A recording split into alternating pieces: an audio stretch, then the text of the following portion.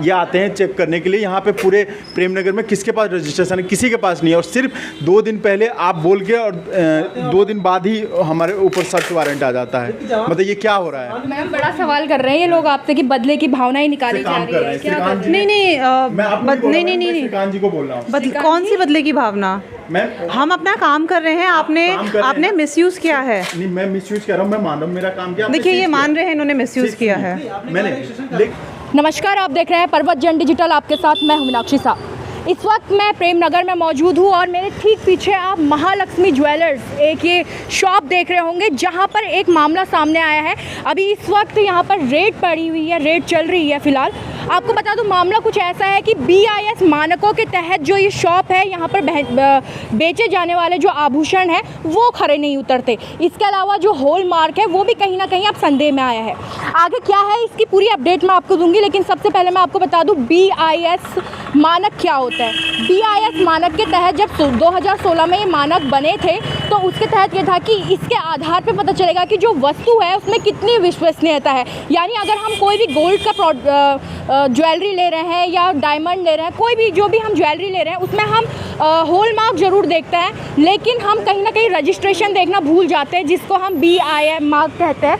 अब उसका हम जरा यहाँ पता करते हैं क्योंकि उससे ज्वेलरी की पारदर्शिता का पता चलता है, उसकी गुणवत्ता का पता चलता है। तो यहाँ पर आगे चलते हैं क्योंकि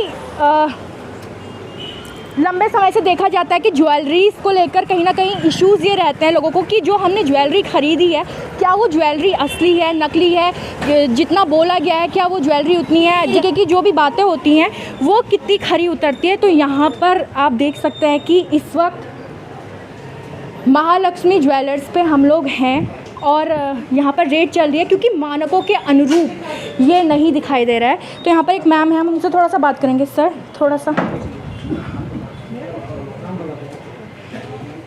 मैम, यहाँ पर अभी क्या आपको ऐसा लगा कि आपको यहाँ पर रेड करनी पड़ी?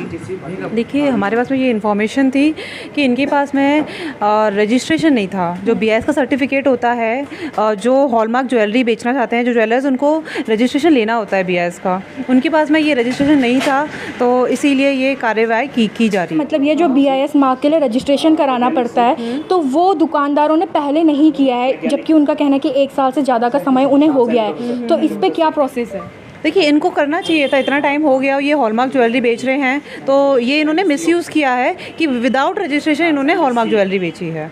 अच्छा, जैसे कस्टमर की तहत से मैं एक सवाल पूछना चाहूँगी। जैसे कस्टमर होता है वो हॉल मार्क चेक करता है बट वो BIS इस सब के बारे में इतना नहीं जानता कि रजिस्ट्रेशन है या नहीं है, तो कस्टमर की यहाँ पर क्या रिस्पॉन्सिबिलिटी बनती है, उनको क्या कुछ करना चाहिए? देखिए जब भी कस्टमर हॉलमार्क ज्वेलरी खरीदने जा रहे हैं, ज्वेलरी खरीदने जा रहे हैं, तो पहली बात तो ये हमारे जो शॉप के बाहर BIS का लोगो डिस्प्ले होना चाहिए। ठीक है, अगर वो रजिस्टर्ड नहीं है तो वो BIS का लोगो भी डिस्प्ले नहीं कर सकते। देन इनकी हमारी रिक्वायरमेंट है कि जो इनका सर्टिफिकेट होता है BIS का वो भी इनको डिस्प्ले करना चाहिए ताकि कस्टमर को हो उसे पता लगे कि हाँ उनके ये रजिस्टर्ड ज्वेलर हैं। अच्छा मैम, जो BIS का जो सर्टिफिकेट है उसे बनने में कितना समय लगता है? कि ये ऑनलाइन सिस्टम है, रजिस्टर करना पड़ता है आपको, तभी जनरेट हो जाता है वो तो सर्टिफिकेट। तो मतलब आपको जल्द से जल्द मिल जाता है, ऐसा नहीं कि उसमें बहुत लंबा प्रोसेस लग रहा है, बहुत लंबा समय लग रहा है? नहीं, ऐसा नहीं है। अच्छा मैम, आपको क्या लगता है इस क्षेत्र में या फिर पूरे देहरादून में ऐसी कितनी शॉप होंगी जिनमें BIS रजिस्टर्ड नहीं होगा? देखिए उसके भी वो हैं कि जैसे 40 लाख से जो पहली बात तो यहाँ पर ऐसा है कि जो देहरादून में मैंडेटरी है, ठीक है, उसके अलावा अगर उनका 40 लाख से बिलो है टर्नओवर तो दैट इज़ नॉट, मतलब उनके लिए वो नहीं है, मैंडेटरी नहीं है अगर 40 लाख से कम है टर्नओवर। तीसरा ये है कि आपका जितना भी टर्नओवर हो, अगर आपने हॉलमार्क ज्वेलरी बेची है तो आपके पास में सर्टिफिकेट होना अनिवार्य है। तो आप जब हॉलमार्क देखते हैं तो उसके साथ में आपको ये रजिस्ट्रेशन के बारे में भी जो जानकारी है वो होनी चाहिए, तो यानी उसके बारे में भी आपको होना चाहिए।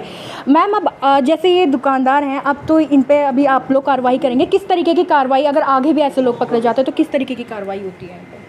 देखिए इनको भी हमारे जो भी हमारे इन्वेस्टिगेशन का आगे का प्रोसीजर है, इनको नोटिस की दिया जाएगा, बताया जाएगा कि ये इन्होंने जो भी है इतनी ज्वेलरी आपकी ऐसे ऐसे आपने इस सेक्शन के अंडर मिसयूज़ किया हुआ है BIS एक्ट के, तो केस के लिए प्रोसीड करेंगे। अच्छा मैम, अगर कोई कस्टमर इनकी कंप्लेन करता है, क्योंकि अब जैसे अगर वो अभी देखते हैं और उसके बाद कंप्लेन करते हैं, तो उस पर क्या कुछ होगा? कस्टमर के ऊपर कस्टमर अगर दुकानदार पे कंप्लेन करता है कि BIS मार्क के मानक नहीं लगाए गए थे, एक इनलीगल वर्क जिस तरीके से बोल सकते हैं, we proceed for our investigation as per जो भी हमारी हम जाकर देख BIS तो सब है हमारे पास। तो कार्रवाई किस चीज़ पे हो रही है? सर्टिफिकेट इन्होंने 2 दिन पहले ही ज्वेलरी है ना, ज्वेलरी है।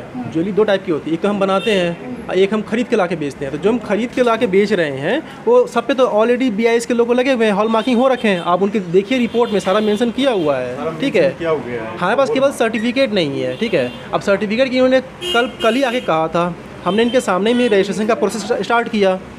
हमें रजिस्ट्रेशन इनका कहना है कि ऑनलाइन हो रहे हैं और तो बहुत कम समय में हो जा रहे हैं, तो 1 साल से ज़्यादा आपकी शॉप को हो चुका रजिस्ट्रेशन प्रोसेस इन्होंने कहा, कल आके कहा, ठीक है।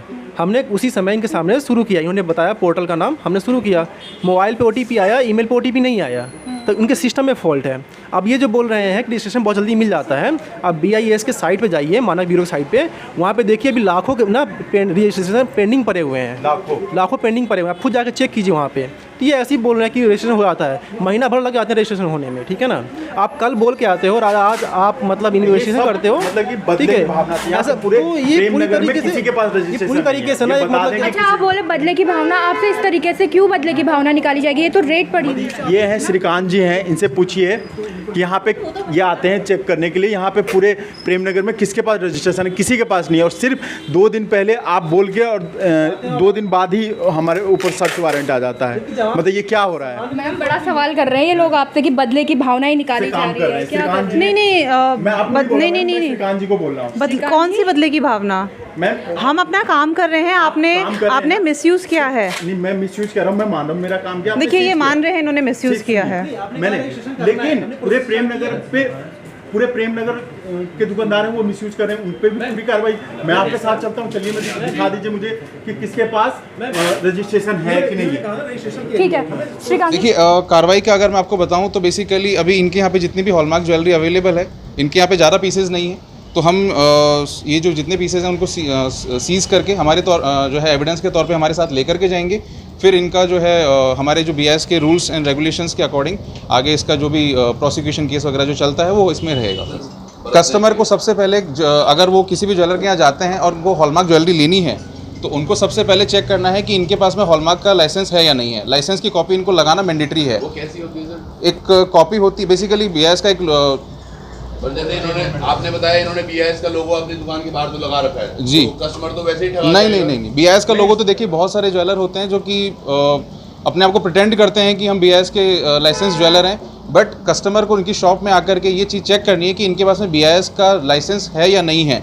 वो बेसिकली BIS के एक लेटर हेड पे इनको लाइसेंस दिया जाता है। आजकल तो ऑनलाइन हो गया, डिजिटाइजेशन हो गया है, तो उसकी वजह से ये जो है ऑनलाइन डाउनलोड करके पेश कर सकते हैं।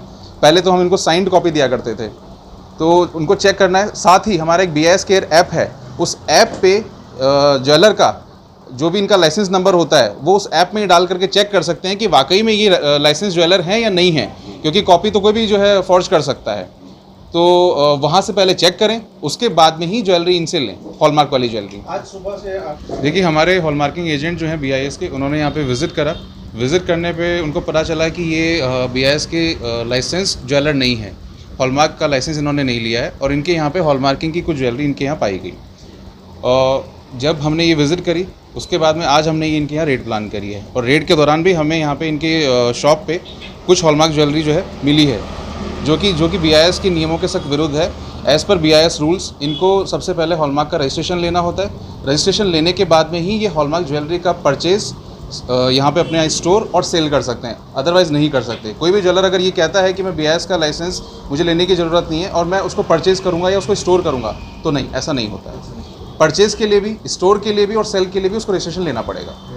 इन्होंने रजिस्ट्रेशन नहीं लिया है। इनका कहना है कि मैंने रजिस्ट्रेशन के लिए अप्लाई कर रखा है, बट ऐसा हमारे रिकॉर्ड्स में हमें कहीं पे वेरीफाई हम नहीं कर। मैं आप कैमरे की रिकॉर्डिंग ले लीजिए। ठीक है। तो जो ये ज्वेलरी से संबंधित बातें हैं, इनकी गुणवत्ता को लेकर बहुत समय से सवाल उठते हैं। इनके मानकों के ऊपर कई बार बदलाव हुए हैं। 2016 में जैसे बदलाव हुए हैं, BIS के जो मानक थे उस पर बदलाव हुए हैं। उसके बाद हॉलमार्क का 2021 में फिर बदलाव हुआ है। अभी 2022 में फिर बदलाव हुआ था एक। लेकिन उसके बाद भी कई सारे जो दुकानदार हैं वो इस मानक पे नहीं खरे उतरते हैं। जब हम कोई भी गोल्ड की इस तरीके से ज्वेलरी लेते हैं तो उसमें हमारे कैरेट डिपेंड करते हैं, जैसे 18, 16, 14 जितना भी होता है। अब इन सब चीज़ों का फ़र्क इस चीज़ पे पड़ता है कि जब हम कभी फ्यूचर में कंप्लेन करने जाते हैं तो वो चीज़ हमारी अप्लाई नहीं हो पाती, या फिर हम मामला है ये हम आगे जाके भी देखेंगे क्या कुछ है, आगे लोगों से जानकारी लेंगे क्या कुछ है। और पूरे प्रेमनगर क्षेत्र की बात करें तो यहाँ पर बोला जा रहा है कि BIS मार्क यानी रजिस्ट्रेशन यहाँ पर किसी के पास नहीं है, जो कि अपने आप में बड़ी बात है। इससे जागो ग्राहक जागो, आप लोग को जागना ज़रूरी है। तब तक आप बने रहिएगा।